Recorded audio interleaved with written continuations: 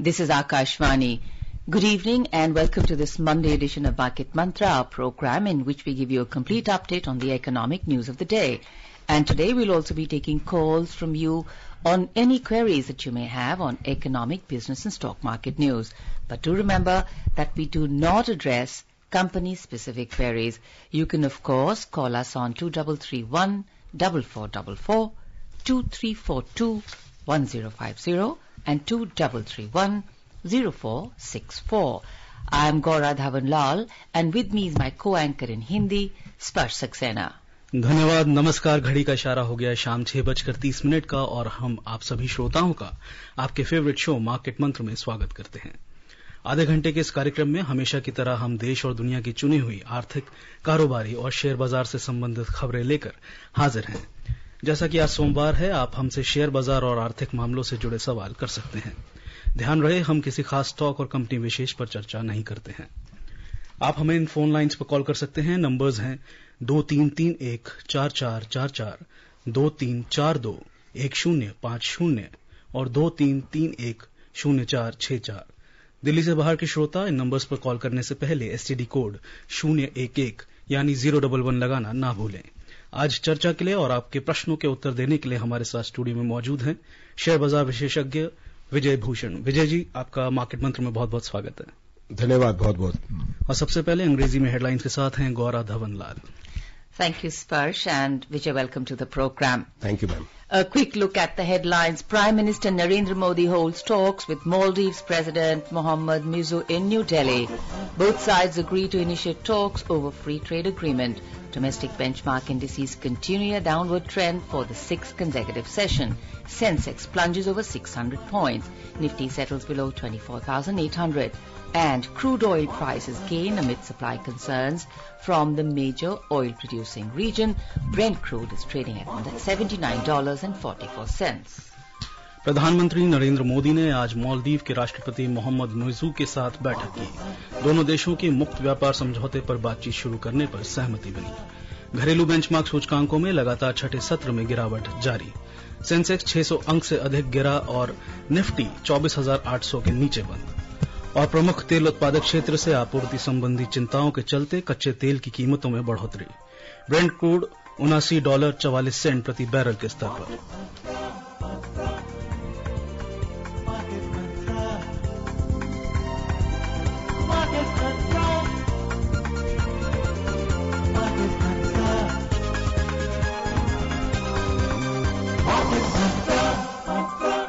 We begin with our first headline story. Prime Minister Narendra Modi has said that India has always played a role of a first responder to the Maldives. After holding delegation-level talks with the President of Maldives, Dr. Mohammad Muizzu, in New Delhi, Prime Minister Modi, in a joint press statement, described the Maldives as a close friend, which had an important position in India's neighbourhood policy and Sagar vision. Prime Minister Modi also virtually inaugurated the runway of Hanimadhu International Airport with Maldives President Dr. Muizzu and also introduced RuPay card payments in the Maldives. Several memorandum of understanding MOUs were signed between the two nations, including in the area of combating corruption, the judiciary and youth and sports. Both sides have agreed to initiate discussions on a bilateral free trade agreement, take steps to boost tourism, to promote bilateral investments and closer engagements between the two business chambers and entities. Both countries have also adopted a comprehensive economic and maritime security partnership to promote stability in the Indian Ocean region. After the talks, India also handed over 700 social housing units to the Maldives, built under the Export-Import Bank of India's EXIM buyer credit facilities. Well, we are ready to welcome our first caller. First off the blocks from Delhi. Keshav, welcome to the program. Please ask your question. I think it's been disconnected. We have another caller from Kolkata this time. Vikash Mehto. Vikash, welcome. Please ask your question. Namaste, Vikash. हाँ जी बोलिए।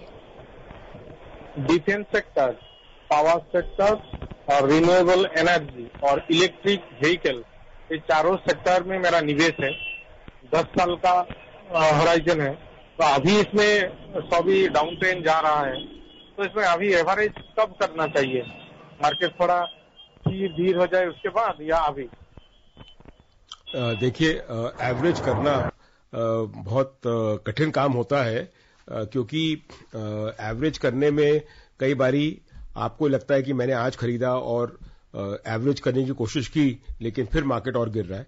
तो इसमें एक तरीके से आप ये कर सकते हैं कि जो आपकी परचेज प्राइस है, मतलब जिस आपकी एवरेज प्राइस जो है, उससे अगर 10% आपको नीचे मिलता है तो आप उस शेयर को एवरेज कर सकते हैं। अगर आपकी कन्विक्शन है तो कन्विक्शन तो उस पे निर्भर करती है कि कंपनी कैसी है, उसके प्रमोटर्स कैसे हैं। तो मेरी तो आपको सलाह है कि कोई आपके जो भी क्या कहते हैं प्रोफेशनल है जो आपको गाइड करते हैं, उनसे बात करके ही ये काम करें। और हमारे साथ अगले कॉलर जुड़ चुके हैं मुंबई से, हसमुख डेडिया। हसमुख जी, स्वागत है आपका मार्केट मंत्र में। प्लीज सवाल पूछिए। गुड इवनिंग मार्केट मंत्र, कैन यू हियर मी? जी जी, आपकी आवाज आ रही है, प्लीज सवाल पूछें। मेरा क्वेश्चन ये है कि आरबीआई की जो पॉलिसी अभी होने वाली है, तो उसमें जो अपने गवर्नर साहब है वो क्या डिसीजन लेंगे? जो इंटरेस्ट रेट है वो नीचे लेंगे या होल्ड करेंगे? आपकी क्या राय है? Thank you. जी विजय। खैर, ये आरबीआई की पॉलिसी का तो कहना मुश्किल है, लेकिन अगर आपने देखा होगा, उम्मीद ये है कि इसके अंदर कोई भी चेंज या कोई भी बदलाव नहीं आएगा, क्योंकि जो डिपॉजिट बैंकों के हैं वो उससे ज्यादा तेज गति से बैंकों को जो क्रेडिट जो दे रहे हैं वो बढ़ रहा है। तो उसको देखते हुए ऐसा लग रहा है कि शायद इस पॉलिसी में भी रिजर्व बैंक कोई भी उसमें कोई बदलाव ना करे। जी, और अब नजर डाल लेते हैं आज के बाजार के ऊपर। घरेलू बेंचमार्क सूचकांक लगातार छठे दिन गिरावट के साथ बंद हुए। ये गिरावट अधिकतर सेक्टर में बिकवाली के कारण देखी गई। बॉम्बे स्टॉक एक्सचेंज का सेंसेक्स 600 अंक से अधिक टूटा और नेशनल स्टॉक एक्सचेंज का निफ्टी 24,800 के नीचे बंद हुआ। कारोबार के अंत में सेंसेक्स 638 अंक यानी 0.7% की गिरावट के साथ 81,050 पर बंद हुआ। वहीं निफ्टी भी 218 अंक यानी 0.8% की कमजोरी के साथ 24,795 पर रहा। एनएसए की 56 कंपनियों ने अपने 52 सप्ताह के उच्चतम स्तर को छुआ और 131 निचले स्तर पर रहीं। Right. Before we take a more detailed look at the stocks, we'd like to welcome from Mumbai, Nikhil. Nikhil, please ask your question. Good evening, Team Market Mantra, and good evening to everyone at the studio once again. I have two questions, sector-oriented. I want to know how would the PSU banks pan out, and how would the steel industry would work? These two things. With the choppy way the markets are now, how do you think that is going to happen? Right. Well, I think as far as the PSU banks are concerned, if you will take a closer look, you will find, there are certain banks where the price earning is fairly comfortable. I would suggest any large PSU bank with a price earning of less than 10 times could be looked at for investment. And as far as the steel sector is concerned, metals have been one of the areas where the markets have not, really, this sector has not really been hit by the downturn. So I think steel sector is interesting, but perhaps at the moment, maybe you can find value in other sectors. जी, और हमारे साथ केशव जुड़ चुके हैं दिल्ली से। केशव जी, स्वागत है आपका मार्केट मंत्र में। प्लीज सवाल पूछिए अपना। नमस्कार सर। जी नमस्कार, प्लीज सवाल पूछिए। सर, जैसा कि आज हम आप ब्रांच में गए थे प्राइवेट बैंकों में, तो कुछ इन्वेस्ट करना था हमने, और इन्वेस्ट करने के लिए उन्होंने हमें दो स्कीम बताई। एक तो एफडी में जो इंटरेस्ट रेट ज्यादा मिल रहा है उस तरह से बताया, और दूसरा उन्होंने ये बताया उसमें एक तो इंश्योरेंस भी जुड़ा हुआ है और आपको 2 लाख देना है इस साल, फिर आपको 83,000 आपके अकाउंट में 1 साल बाद आपके रिटर्न मिलेगा। तो इस तरह करते हुए 12 साल 2-2 लाख रुपए देना, तो हमारा 24 लाख रुपए उनके पास जमा हो जाएगा और हर साल हमारे को 83,000 वो देते रहेंगे प्राइवेट फर्म में। तो इसके बाद में उन्होंने ये बताया कि 13वें साल में आपको 2 लाख नहीं देना, तो 25 साल तक आपके पास 83,000 रिटर्न आता रहेगा। इसमें इंश्योरेंस भी इंक्लूड है, इसमें कोई हादसा हो जाता है तो आपको पैसा देने की जरूरत नहीं है, तो आपको जितना टोटल 25 साल बाद बनेगा वो आपको मिल जाएगा। तो इसमें हमें ये समझाइए ये क्या स्कीम, ये बैंक, प्राइवेट बैंक और गवर्नमेंट अंडरटेकिंग बैंकों में ऐसा कुछ नहीं है, प्राइवेट वालों में ऐसा है। जितेंद्र जी, जब भी इंश्योरेंस कोई भी बैंकर आपको बेचना चाहे तो उसको एक चीज पूछ लीजिए कि इसका इंटरनल रेट ऑफ रिटर्न क्या है। जब आप वो पूछेंगे तो आप देखेंगे कि केशव जी, आप देखेंगे कि ये जो इंटरनल रेट ऑफ रिटर्न है वो बैंक की एफडी के रेट से कम होगा। तो ये सब चीजें ऊपर से बनाई जाती हैं इस तरीके से कि आप उसका एनालिसिस नहीं कर पाते। तो मेरे ख्याल से आप इंश्योरेंस वाला जो है उसको आप छोड़ दीजिए और जो आप बैंक में गए एफडी करने, तो आप बैंक में एफडी ही करिए। Right. Before we wait for our next caller, let's take a detailed look at the stocks. Domestic benchmark indices extended their losses for the 6th consecutive session today, led by sell-off across various sectors. The BSE Sensex plunged over 600 points, while the Nifty 50 settled below 24,800. At close, the Sensex declined by 638 points, or 0.7%, to close at 81,050. While the Nifty lost 218 points, or 0.8%, to settle at 24,795. In the NSE, 56 companies hit their 52-week high, 131 hit their 52-week low. The broader market at the BSE also ended in negative territory. The mid-cap index was 1.8% down, and the small-cap index tanked more than 3%. In the Sensex index, 23 out of 30 companies ended in negative territory. The top laggards today were Adani Ports, which declined more than 4%, NTPC lost 3.5%, and SBI Bank fell more than 3%. Conversely, the top gainers today were Mahindra & Mahindra as well as ITC, which gained over 1.4% each. Bharti Airtel increased 1.3%, and Infosys added 0.8%. In sectoral indices at the BSE, 18 out of 20 sectors logged losses. The top laggards today were utilities, which shed more than 3.5%, power as well as services fell more than 3%, and commodities slipped more than 2.5%. Meanwhile, the only two gainers today were tech, which added nearly 0.5%, and information technology, which gained 0.3%. The overall market breadth at the BSE was negative, as out of 4,178 companies, shares of 636 advanced, 3,422 declined, and 120 remained unchanged. Welcoming our next caller, Preetham from Delhi. Preetham, welcome to the program. Preetham? Hello. Hello, Preetham. Yes, please. Welcome. Please ask your question. नमस्कार madam, नमस्कार। हाँ, नमस्कार जी। मैं पता करना चाह रहा madam कि अगर हम शेयर मार्केट में एंटर करना चाह रहे हैं तो उसका क्या शुरू से क्या तरीका होता है एसआईपी के जरिए, और क्या ये समय ठीक है मार्केट में एंटर के लिए? देखिए, ये समय तो ठीक है, और लेकिन मेरी आपको ये सलाह है कि आप इस समय म्यूचुअल फंड के थ्रू मार्केट में एंटर करें और डायरेक्ट मार्केट में स्टॉक्स नहीं खरीदें। जिस तरह का मार्केट में जैसा आपने सुना होगा कि 6 दिन लगातार मार्केट गिर रहा है, तो आप अगर म्यूचुअल फंड में निवेश करते हैं तो आप एक नहीं बल्कि 30 या 40 शेयर की एक बास्केट में आपका निवेश होता है। तो उसको देखते हुए, और आप की बात से लग रहा है कि आप पहली बारी निवेश करेंगे, मेरे ख्याल आप म्यूचुअल फंड के थ्रू आप करिए, और जो उनका सिस्टमैटिक इन्वेस्टमेंट प्लान है उसके हिसाब से करिए। जी, और अगले कॉलर से पहले हम रुपए का हाल जान लेते हैं। विदेशी मुद्रा बाजार में रुपया आज अमेरिकी डॉलर के मुकाबले बिना किसी बदलाव के 83 रुपए 97 पैसे के स्तर पर दर्ज किया गया। डॉलर इंडेक्स अंतर्दिवसीय कारोबार के दौरान 102.56 के स्तर पर था।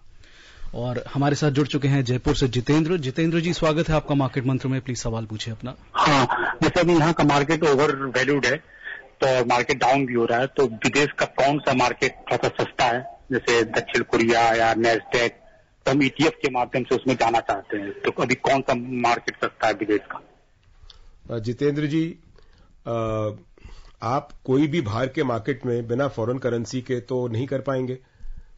तो आप देख लीजिए, उसमें आपको अकाउंट भी खोलना पड़ेगा। मतलब मेरे ख्याल से वो काम तो आपके लिए मुश्किल होगा, लेकिन कुछ ऐसे म्यूचुअल फंड्स हैं जो कि उसमें निवेश करते हैं। और क्या अभी जो मार्केट सबसे अच्छा कर रहा है वो है चाइना का मार्केट। तो लेकिन ये आगे अच्छा करेगा कि नहीं, कोई नहीं कह सकता। तो जैसा कि आप जानते होंगे, स्टॉक मार्केट में बदलाव आता रहता है, और इस समय जो भी अच्छा लगता है वो हो सकता है एक हफ्ते बाद ना अच्छा लगे, वो ना अच्छा लगे। तो ये सब मार्केट में चलता रहता है। मैं तो आपको यही सलाह दूंगा कि आप भारतीय शेयर बाजार की तरफ अपना रुख रखें, और जब हम लोग भारतीय शेयर बाजार को नहीं समझ सकते तो बाहर की कंपनियों के बाहर के शेयर बाजार को कहां से समझेंगे। Right, very valid point. From Kolkata, Kaushik Sengupta. Mister Kaushik, please ask your question. Hello. Yes, please, Mr. Sengupta, please ask your question. Yeah, good evening to all. Good evening. Actually, there are 2-3 questions. One is that in the current scenario, which are the sectors in Indian market that we should look into now? And the current downward trend, what it is expected, that how much it will take to stabilize the downward trend. These are some questions. Another question was, actually I am having some paper shares of my father and mother, actually joint. These are around 15 to 20 years old. Now there was a scenario that I could not redeem due to some illness of my mother, because it could not be withdrawn from the demat account of any agency or a broker. So now my mother has expired actually. So how can I redeem those shares? I heard about some IEPF account. But in IEPF account, it is a all India basis, and it is only having offices in Delhi. Other places there are no offices. So what can be the process for redemption of this IEPF from the IEPF account? Because I have gone through several broker agencies and they are also unable to say. I am having a demat account of my father. Got it. In 2-3 agencies. Right. जी Vijay ji. Well, I think you've asked 3 questions. जी. First relates to the sectors which you can invest in. Frankly, let me make a disclaimer that these are sectors I like. That it's not necessary that you may go by that. I think you should still refer to whoever gives you advice on stock market. But the sectors I like is information technology, manufacturing, infrastructure, and healthcare. So that now coming to the expected trend, the trend definitely is on is of the market going down. Looking to current position, very difficult to say when this is going to stop. But I think what I can tell you is that along with the FII selling which has taken place, and which actually started this trend, even the domestic investors have been selling, and that is more than obvious by today's report, which says that the market has fallen by 0.7 or to 0.8%. But if you look at the mid cap index and the small cap index, they have fallen by a much higher percentage.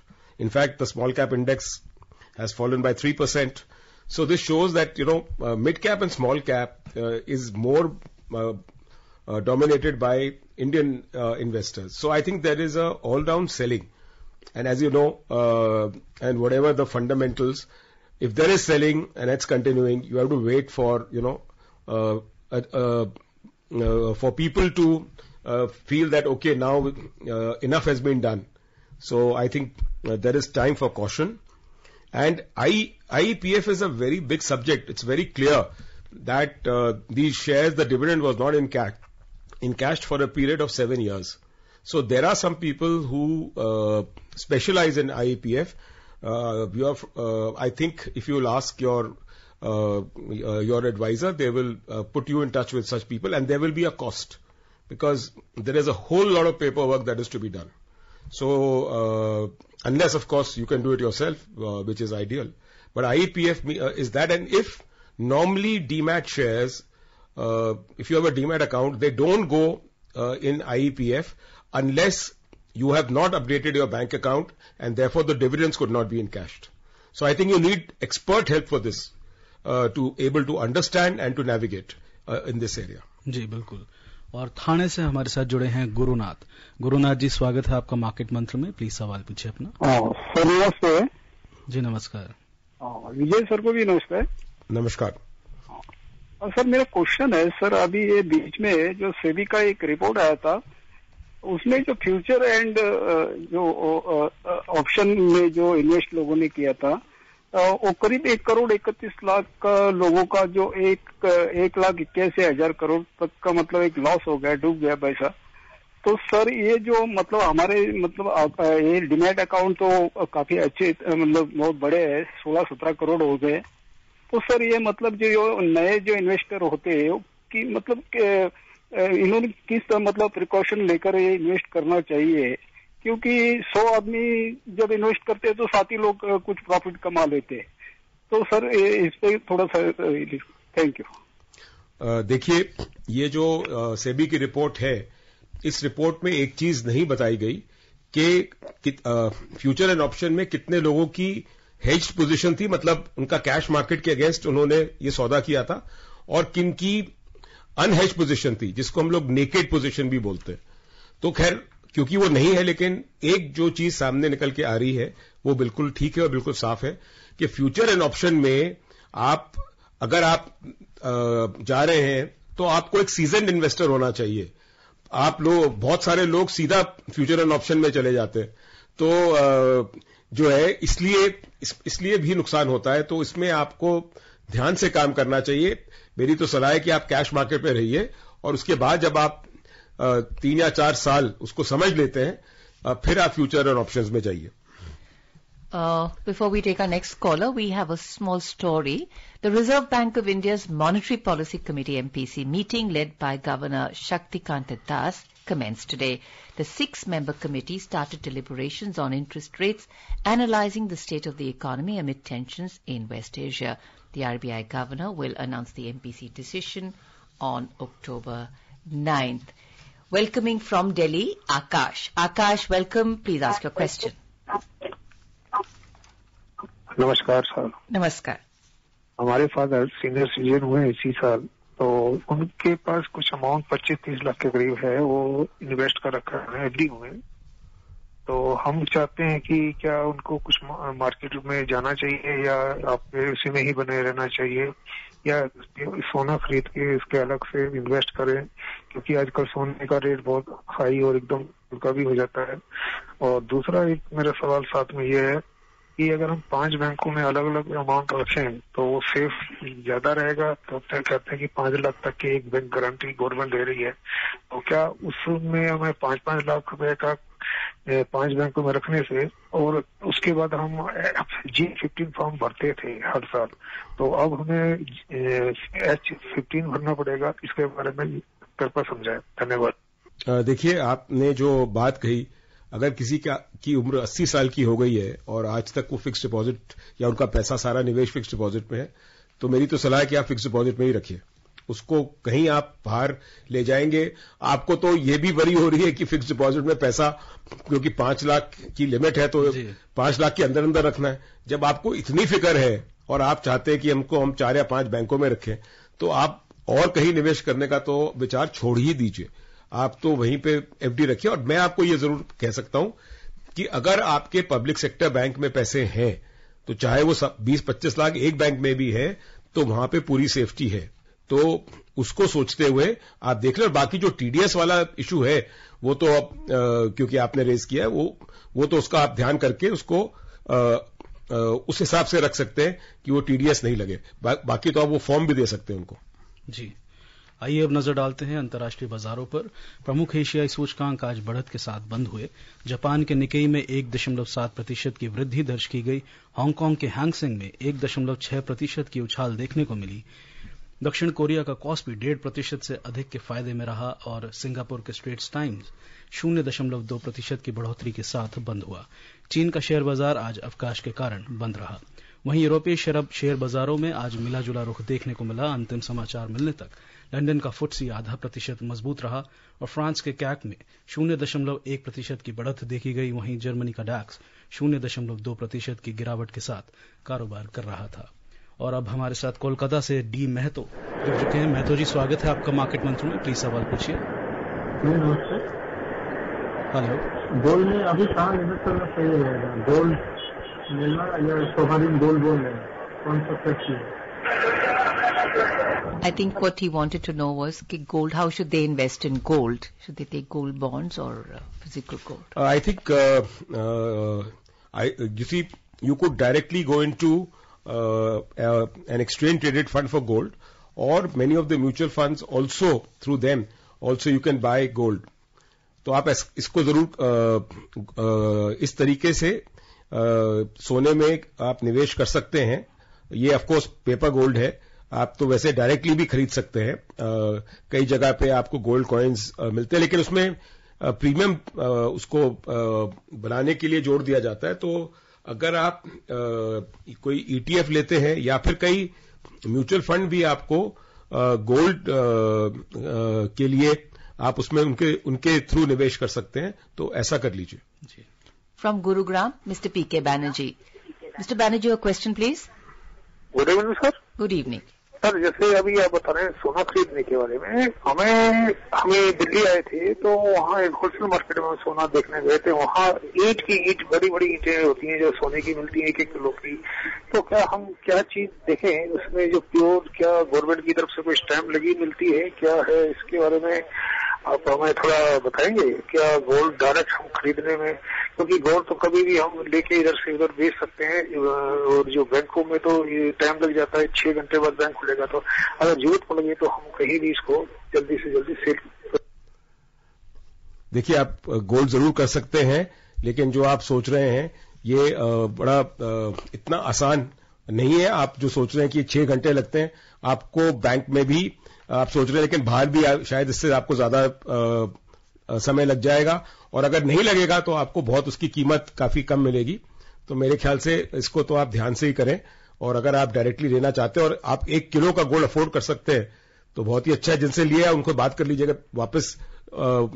वापस करने के समय क्या रहेगा। Right. So from actual glittering gold, we move to black gold, crude oil. Oil prices extended gains today, fueled by concerns over potential disruption to exports from major oil-producing region amid escalating conflict in West Asia. In the global crude market, Brent crude was trading more than 1.5% up at $79.44 per barrel, and U.S. West Texas Intermediate was trading nearly 2% up at $75.84 per barrel. सराफा बाजार में सोना आज गिरावट के साथ कारोबार कर रहा था। अंतिम समाचार मिलने तक भारत में 24 कैरेट सोना 0.34% गिरकर 76,000 रुपए प्रति 10 ग्राम के स्तर पर था। वहीं चांदी 1.84% गिरकर 91,870 रुपए प्रति किलोग्राम के स्तर पर दर्ज की गई। और श्रोताओं, वक्त है अब इस चर्चा को यहीं विराम देने का। विजय जी, आपका मार्केट मंत्र में शामिल होने के लिए बहुत बहुत धन्यवाद। धन्यवाद। Thank you, Vijay, for coming onto the program. A quick look at the headlines once again. Prime Minister Narendra Modi holds talks with Maldives President Mohammad Muizzu in New Delhi. Both sides agree to initiate talks over free trade agreement. Domestic benchmark indices continue their downward trend for the 6th consecutive session. Sensex plunges over 600 points. Nifty settles below 24,800. And crude oil prices gain amid supply concerns from major oil producing region. Brent